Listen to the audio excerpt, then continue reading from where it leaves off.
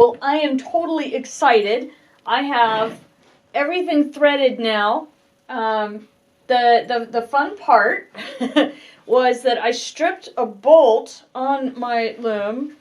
Yeah, you can't see it here, but the end is completely stripped, so I couldn't tighten up my beater bar. So, in order to appease my lovely boxer who was whining at me earlier, he and I went for a lovely walk up to True Value to get 2 new bolts so that I can actually put the beater bar back in here properly. So, to that end, everything is threaded. I can kind of move it over a little bit here for you and get that straightened out. When you have your bouts, it's easiest to continue the bouts and keep them shifting over to the right or left if you're right-handed or if you're left-handed. But when you're all done, when it's all said and done, then pulling them back to the center and actually more further off to the side so that you can slay your reed might not be a bad thing. Okay, so I have a number 10 reed. That means it's 10 dents, and that means there are 10 holes per inch. Okay, so that's the one that I'm going to use, and this is the piece that the bolts were stripped out of. Nice little small bolts, but you know, I use it a lot, so it doesn't surprise me that they stripped the ends. So I set that down, and I tighten that up, because I don't want it slipping on me. Although it might anyway. That's pretty good. That's solid. I got my chair. I got my cushion because I'm old and, you know, I have... Yeah. So I don't want my butt to hurt because I'm old. So comfort is key. Alright. We're going to, again, shift some of these over.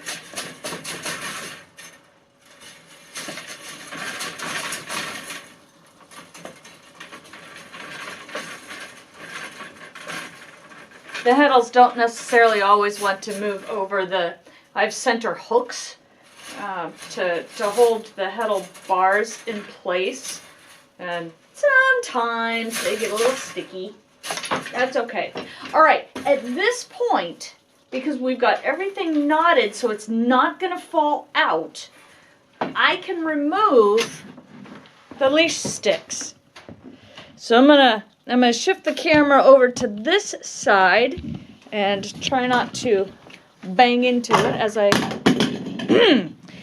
crash into things. Alright, I am going to remove, the first thing I'm going to do is actually remove the rattle, which, to be honest, I made this rattle. It's simply a piece of wood, about, what is that, half an inch? It's about a half an inch deep. Step over the dog. Sorry, Cortana. Half an inch deep and about 2 inches.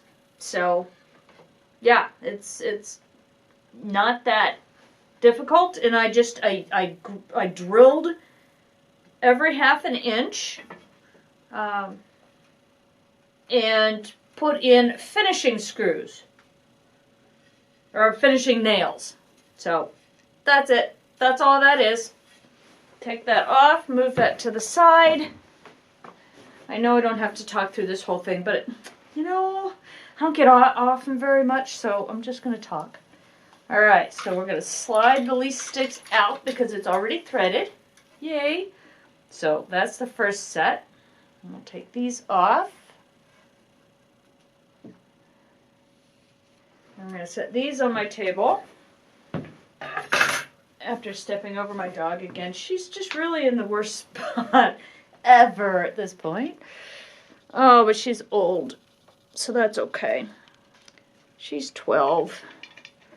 When you get old, you deserve all the comforts. Her nice bed is right here with me. Okay. So, there we go. one set of leaf sticks, and I usually like to take these off and keep them with the leaf sticks so that I don't lose them and I don't have to make another set at the exact right angle. Or length. Sorry, words are hard. Length. Alright, those are out. I have only kicked the dog once. So, we'll move this back over here. What's a good angle? That's a good angle, I think. Alright, we'll try it. Okay, we're gonna do the Riker maneuver. If you're not a Star Trek fan, you wouldn't understand that. I am simply, yeah, that's just, yeah. Okay, so, to begin, I put in the 10 dent reed because we're going to do, I believe I mentioned this earlier, 20 ends per inch. That means 20 individual strings are going to go through every inch of this. So, if we're going to do 20 ends per inch, and it's a 10 dent reed, that means we need 2 for every slot in this reed. Now, to do that, we have to go back to the original calculations, which said that it was 22.8 inches in the reed, which meant that we did 22.5 or 23 inches across the back when we wound it on. And here we're going to center it, and I've already got the center marked with my string. I do that on purpose. And again, we're going to measure this out. So 22 and 22.8 is just past 22 3/4. So half of that ends up here. So that is where we're going to start. We're going to start right here. Okay? I'm going to pull that. So I put my reed hook, which, mark it off again. Remember, I like to use the Harrisville double hook. So one is for your heddles, one is for slaying the reed. So I'm going to put my reed hook through that dent, and I'm going to count the first 2 heddles. I'm going to grab it, and I'm going to pull it through. I have another video already out there that actually goes through and explains this and shows you in closer detail. But this is what I'm doing.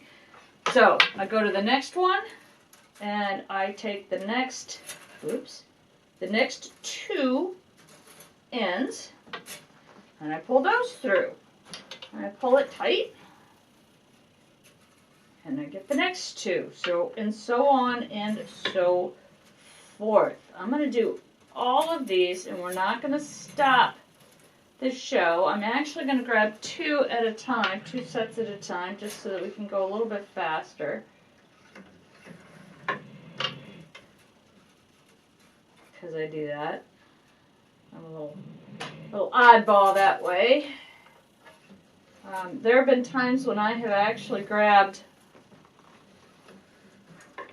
4 just by going shoo, and grab them all and just do them all at the same time. All that does, you don't have to, all that does is make it go a little bit faster. That's all. It is not absolutely necessary. It's simply a skill that I learned because I am impatient and I want to just get weaving. Alright, these first few are always difficult. How many do I have? 1, 2, 3, 4, 5, 6, 7, 8, 9, 10. I have 11. So I'm going to take the first 10, I'm going to pull this, straighten it out, and I'm going to put another loop in, and that way, I'm going to make the loop a little bit farther out. So that way I don't have to actually tie this solid, and it will stay this way. Now I did notice something else. My harnesses are all lifted right now, which brings the heddles closer to my eyes, so that I don't have to lean over. I have a bad back. I'm old, remember? I've got a bad back, I've got a bad neck, got bad shoulders, you know, I'm just old. I have osteopenia at this point. Thank you, doctor. Lots of calcium. Just remember, lots of calcium and weight-bearing exercise. So, here's some more weight-bearing exercise. I give you removing the hook that holds your harnesses up on both sides. These can get very heavy. Oh, yep. So you gotta pull the hooks out, and then I lower them back down. All right. That way I can actually see, and I don't know if you can tell, but from the back it comes down to the heddles. It lowers by about an inch, and then I have about another inch rise up to my beater bar and the reed, and that makes it easier to weave, to be honest. Okay, so back to threading. Here we go. That was 2, and honestly, it's a little easier to look down and pull over top of your reed as you do this. And I know I'm left-handed, so it's kind of hard, or right-handed, so it's kind of hard to see what I'm doing with my left hand, but there is another video out there on slaying the reed. So go take a look at that and you'll see exactly what I'm doing and how I'm doing it. I mostly want to get to the first pattern of the draft so that you can see how we thread all of these through the heddle, or through the beater bar, because it's not just simply 2, 2, 2, 2, 2. We add in color. I just moved the camera, as you can see, to the other side to try to give you a better idea of where I'm going with this. So I have, let's see, 1, 2, 3, 4, 5, 6, 7, 8, 9, 10. Okay, so I have 2 sets of 10 already on here. So I've got 2 inches of plain weave already slayed in the reed. Now we're getting towards the colors here. So you'll see that I've got a white and a blue. What we need to do is take 2 of the white and 1, it's not blue, sorry, it's purple. Like I said earlier, words are hard. We're still threading 2 whites per dent in the reed, but we're going to add a color to it. All right, so we're actually going to be doing 2 on that one. And so I've got a color, and I've got, and on this one, because I've got color, then background, then color, then background, I still want 2 of the white ones per dent. So this is actually going to have 4 in this particular dent. As I said before, this is an experiment. I do not recommend actually starting this project until you have watched the whole thing and we know that it is good to go. But you know what? That's, you're alright. Okay, so as you saw, I'm still doing 1, 2, 3, 4. So I'm doing 2 colors and 2 background, all in the same dent. Now, that's not normally an issue for 8/2 yarn, but it might be an issue with 8/2 yarn and 8/4 yarn, which is twice as thick. So we're gonna try it. I may have to screw things up a little bit, or mess around with it a little bit and see. But you can see how much more is in here. Maybe if I do that, you can see how much more is in each dent as opposed to this, which is a fairly loose. Fairly loose, because I've got 2 per dent here, and I have 4 per dent here. But I still only have 2 background ends per dent. Your supplemental weave for the overshot, the pattern, is actually not included in your calculations. Remember, it's supplemental, and because it's supplemental, it's not included. I know we're supposed to do this whole DEIA thing, diversity, inclusion, or diversity, equality, inclusion, and acceptance, which is great for people, and I am totally for that. I love pretty much everybody. I'll either love you or I'll hate you. I'll tell you that. I have my moments. But for DEIA, it doesn't count for string. Okay? Okay. So, again, I'm doing 2 ends of background. I'm trying to. Boy, they just don't want to separate. Okay, so 2 ends of background, and it just happens that I'm grabbing 2 ends of pattern at the same time. Okay? So I'm going to continue this all the way through. And then we're going to start tying on. And I'm so excited because I think I might actually be able to start doing a little bit of weaving here before the end of the day. Maybe. We'll at least get it tied on. It is currently 2:30 in the afternoon on Good Friday. And I am very excited about this.